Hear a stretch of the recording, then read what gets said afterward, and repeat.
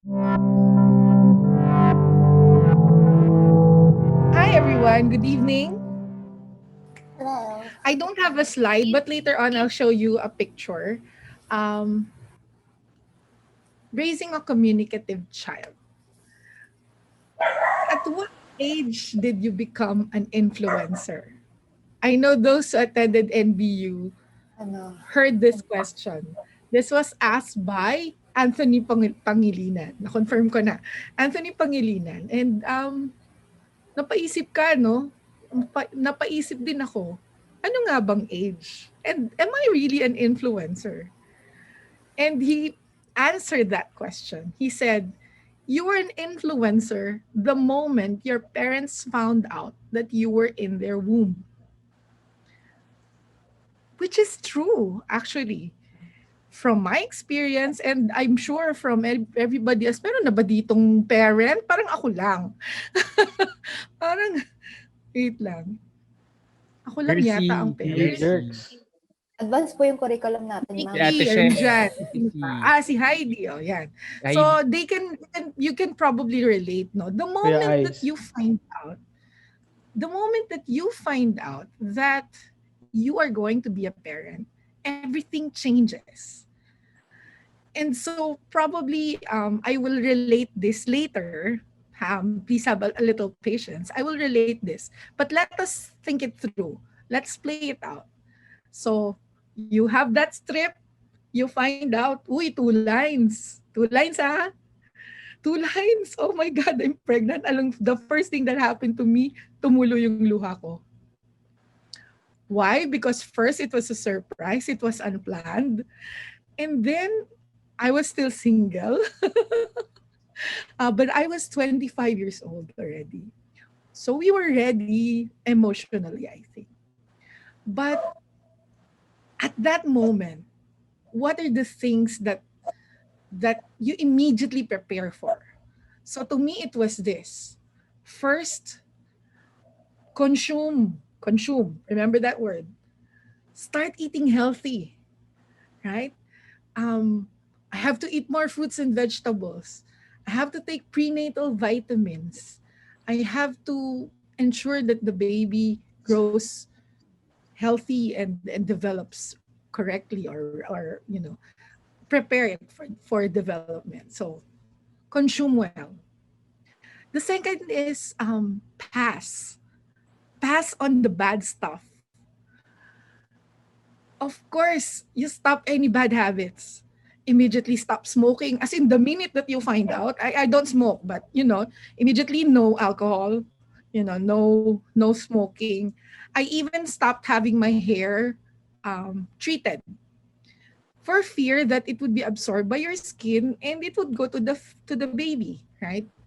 And you even stop wanting to see bad people with bad behavior. Huy, layo-layo mo sa akin yan. Di ba mga, ayoko masyadong negative.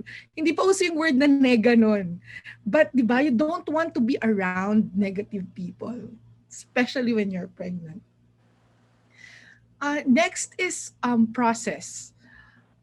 I'm a learner. So I tried to absorb everything that was available. During my time, wala pang masyadong internet. It was really books. It was going to the bookstore, buying parenting books. If somebody here gets pregnant, what to expect when you're expecting was my Bible. I think it's still valid and true today. So it will give you a month per month development and what you should expect. Talagang napaka-fantastic. I think they're a website now, or they're in social media now. But just to find out what you should expect and what will happen, and what are the things that you need to prepare for. So I processed everything. Of course, the advice of of the doctor, um, things that I watch and see, you process, and you process that in such a way that you will have to decide which ones you will accept and you will follow, right? Next is planning. Of course, you plan for the short term and the long term. Immediately, oh, I have to prepare the money. I have to prepare the finances, right? Because you're not gonna have instant money right then and there when you give birth, and it's expensive. So in HR, because I used to be in HR, andyan na yung mga maglo-loan at the moment na manganganak na yung asawa. And we would always tell people, hindi yan emergency loan. Because an emergency loan is emergency. You have 9 months to plan for this pregnancy, for the birth. So dapat na pag-ipunan. And that's a common thing that you would hear from HR pag naglo-loan ng tao ng emergency loan for the wife or the person giving birth. But again, you have to plan for that. You have to plan for, maternity clothes, baby stuff, crib, saan ilalagay, saan matutulog, kaninong bahay, sinong mag-aalaga. So many things to plan for. Next is practice. Practice physically, meaning getting yourself physically ready for the pregnancy and for the birth. Hindi ako masipag, guys. I'm so I'm so lazy. So whatever was the easiest path toward yung physical is, obviously. Dun ako. So lakad-lakad sa mall was my exercise. My walking around the mall was talagang, yun na yun sa akin. It works for me because I hate sweating. Mental preparation, emotional preparation, and nearing the birth of our children, I would have a checklist on the board of all the things that you need to pack at the last minute, like toothbrush, money, slippers. It's already on the board. It's on a piece of paper so that when I wake up and, masakit na yung tiyan and all of that, my husband will know what to pack. Everything else is already in the bag. And the bag is always with us wherever we go. But of course, there are those last minute things that you usually use every day. So practice. We even had the simulation of the route that we would take when I give birth going to the hospital. Diba? Lahat talaga kailangan yun pagandaan. Okay. In comparison, what would you do if you want to raise a communicative child? What do I mean by communicative child? Is it a child who is chatty, madaldal, talkative? Not not necessarily. What I mean by a communicative child is a child who is able to express himself when necessary in a manner that would be acceptable, understandable, and also a child who is able to express this freely with her parents, right? So it's raising that child in an environment of open communication. By the way, guys, if some of you don't know, I was a communications practitioner for 25 years. So that was my field in HR, or employee communications. And I just applied it also at home. So this comes from my um, readings. This comes from my own personal research. I'm not an expert either. It just comes from my personal experience. So these are some practical tips. Number one, I will also liken it to those 5 points I raised earlier. Consume. What? Consume good content at any age, starting when they're babies, starting when the kids are growing up. Have good content available. I think I shared this story in one of my posts earlier. But I live in a house. I was lucky to live in a house that my parents invested in encyclopedias. And I was unlucky because I was not allowed to play outside. I was so pampered. I could not play outside. A friend, a neighbor would come to our house and play with me inside. But I was not allowed. So every day I would look out my window and I would see the neighborhoods neighborhood kids playing after lunch, and I would be asked to go to bed to sleep. Ay, matulog ka ng tanghali. That was the dialogue. But I would do something else. I would sneak into the area where they kept all the encyclopedia. This was not just one set. There was a new book of knowledge set. There was a children's encyclopedia set, a Bible set, a science set, and atlas, dictionary. Talagang ano, parang for a child, that's so wide and interesting. So that's where I went. Those are the things that I read as a child, and that gave me the gift of loving books. So it opened my mind to adventures. It opened my mind to stories. Aladdin, just recently relayed by Ian, no, the story of the Aladdin of King Arthur, yung mga ganun. I'm so in love with all those stories that I read when I was a child. On TV, I was lucky enough to be in that generation. I know most of you aren't. To be in that generation of martial law babies when the political situation was something else, but they wanted us to be bombarded with English programming. I don't, I mean, I'm not, I'm a political science major, but let's not go into that. But what it meant was when you turn on the TV in the morning, there would be Sesame Street, there would be Electric Company, um, there would also be other good Tagalog shows, no, but mostly those were what we consumed. Electric Company, Sesame Street. Our cartoons were Voltes 5, Mazinger Z. Our English shows were Tarzan, Batman and Robin. These are TV series. Wonder Woman, the original, Linda Carter.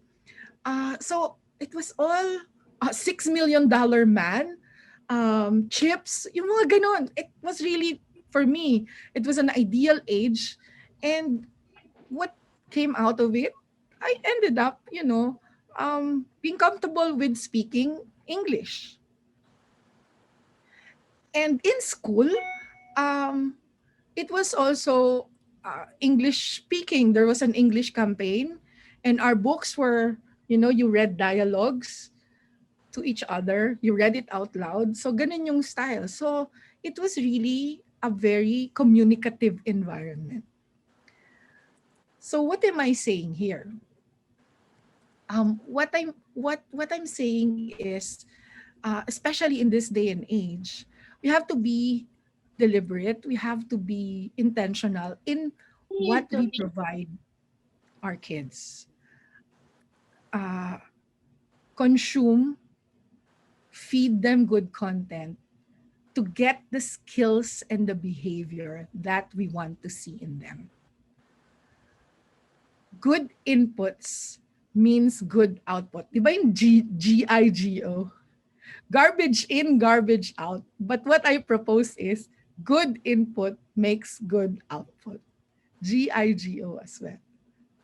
Secondly, pass also, similar to the earlier word, but pass on the bad stuff. In one word, curate. Parents are the curators of their kids.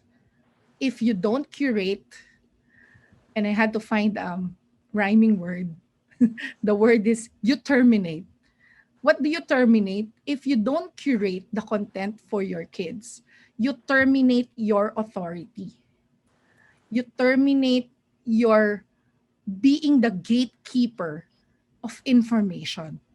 If you give them access to everything, if you are the curator of your kids, they will look to you before they look at the content.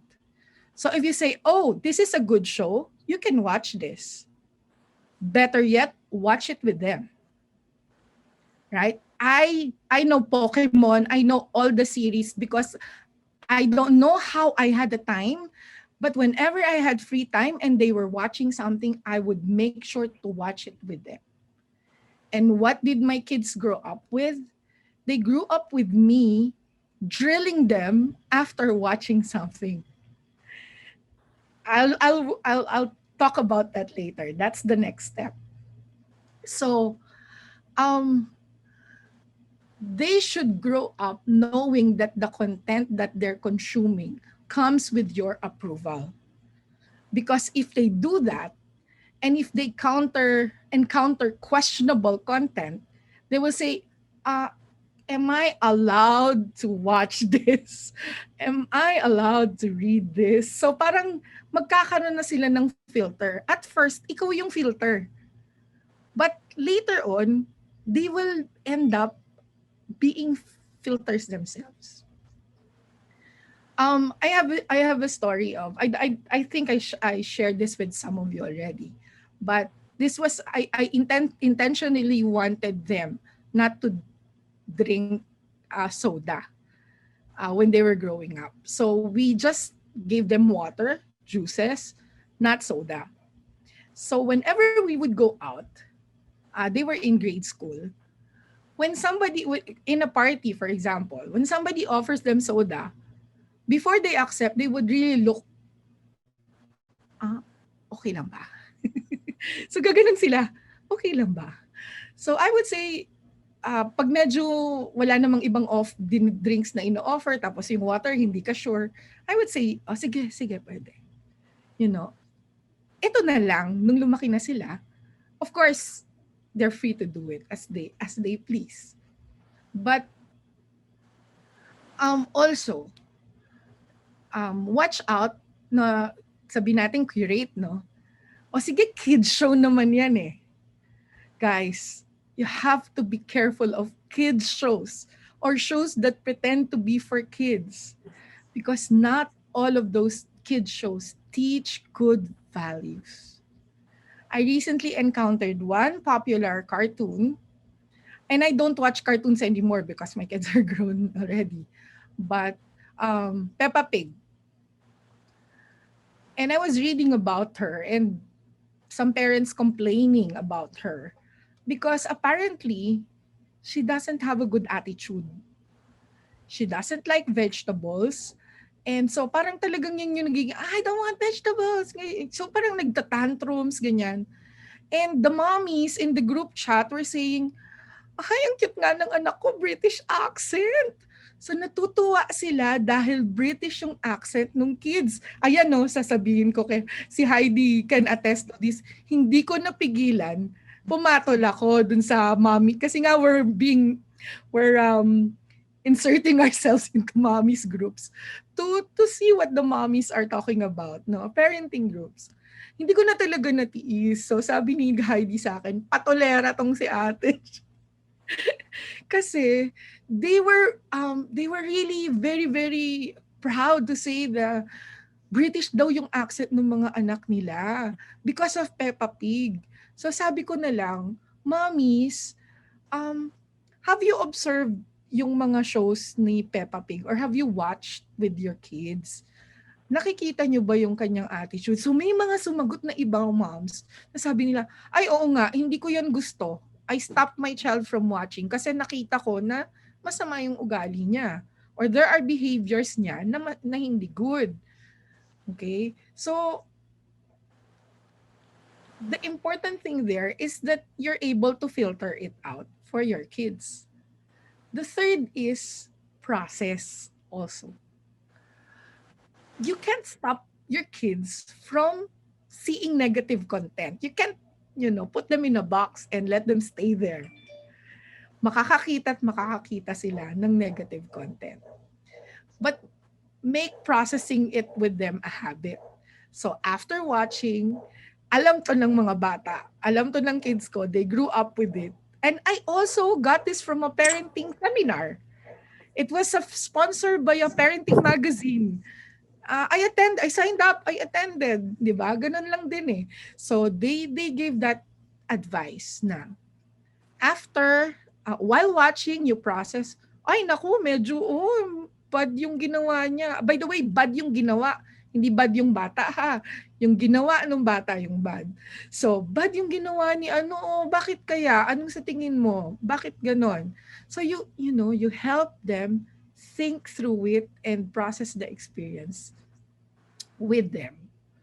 Um, if you make that a habit, you can do it at the dinner table. I'm sure you've experienced some of this also, but we do it on weekends. We do it at the dinner table. We watch it. We talk about the movies that we watch. We talk about the plays that we watch. We talk about books that they've read, homework, even classmates, even school. Because we try to process the information, even until now, when they encounter something, they they talk about it. So that's what I'm happy about. So doing this, going through this, sabihin nyo, time consuming, but it will help train your kids to be critical thinkers. So if they are able to process, then they can be able to think for themselves. So as they grow up, they will be their own filters. They will be their own curators. Number 4 is plan. Plan to me is just verbalizing everything. Not everything, everything, but verbalizing your plans. The exercise of talking about plans, involving the kids with plans, and analyzing plans after they happen is really something that something that can help. How do you say that to a baby? If it's a baby, communicate with the baby. Hi, baby Ian. I'm gonna give you a bath. Gonna remove your shirt. Let's remove. Okay, I'm gonna give you a massage now. Your left hand first, your right hand. O, di ba? Ha, nice na. Ticklish ka ba? So, because I see some parents, na they don't talk to their kids. So parang pag baby, they think the babies are stupid. So babies are so intelligent. They're born to absorb everything that you say. They may not be able to understand the words, but they understand the tone that in which you tell them. They understand, the way that you talk to them. And then later on, they will understand the words. And it's so funny when they start speaking and they try to speak. I have this funny story of my daughter, Jerry, whom we thought was saying a bad word. She was always saying, Mom, tana mo. Huh? Jerry, no, that's bad. That's bad. So she grew up, there was a period in her childhood na umiiyak siya because we couldn't understand. She was saying, tingnan mo, Mom, I'm doing something. 'Di ba? But she was attempting to do it because she was trying to explain to us. So, if you make plans like that, they will eventually, hopefully, be able to communicate in a way that will exemplify this planning. What's my perfect example? My kids, I never want them to go swimming. First, I did some naughty things when I was in when I was in college that I wouldn't want them to do. So I'm not giving them a license to go swimming. I did not. Secondly, I don't know how to swim. So I know that the water is dangerous. And I've had an office mate, a receptionist of ours, God rest her soul, who died in a swimming with friends. So whenever they would ask, I would ask them, what is, who is with you? Can daddy go with you? As I don't know how to swim, my husband knows how to. Can daddy go with you? Can, uh, saan, kailan, and I ask all those things. So growing up, nung siguro later in high school, they already knew. They already knew what to say. So the first thing that they will tell me is this: Mom, my friends are going swimming on Saturday. And it is at this place. Malapit lang, kasama yung mommy ni ganito. And I have her cell number kung gusto mong kausapin. May I go with them? I will not go swimming. Tatambay lang ako. You can drop me off at 10 a.m. and pick me up at 5 p.m. Kung ako ang nanay, proud ako. Marunong magpaalam, marunong i-compose ang kanyang proposal, 'di ba? Uh, and wala na akong room to wiggle na para sa tumanggi. So, what will I say? Okay. Sa akin, at the back of my mind, well said. Okay. Sige, Daddy will take you and pick you up at 5. Finished, approved. Proposal approved, 'di ba? So, as technology got upgraded, and as they grew up, this evolved into a group chat, uh, everyday group chat. And then also, this evolved into reporting. So we would project everything on the TV. So whenever they would come home, on a weekend, since they're already in college, when they would come home on the weekend, they would tell us the stories of what happened to them during the week. And sasabihin nila, ikikwento nila, I was with my friends here.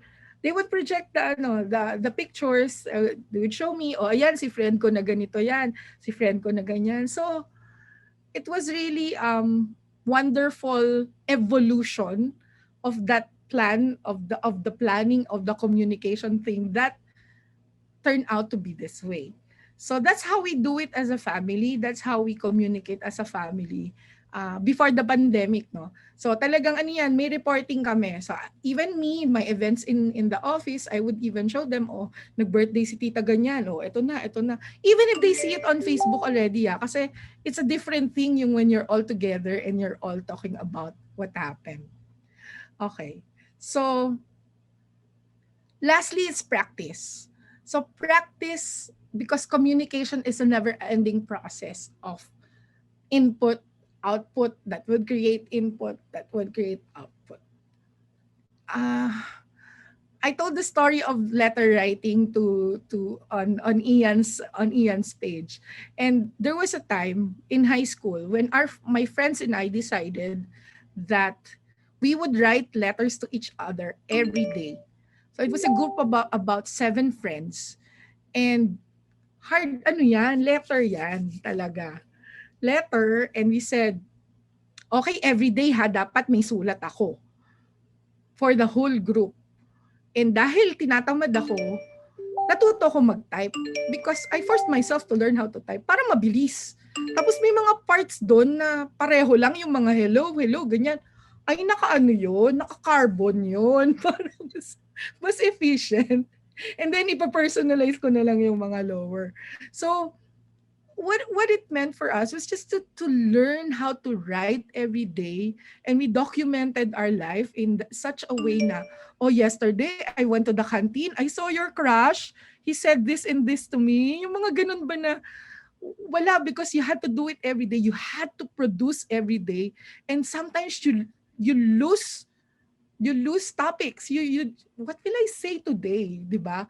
But just because you have to do it, you're committed to do it, you do it. And it happens.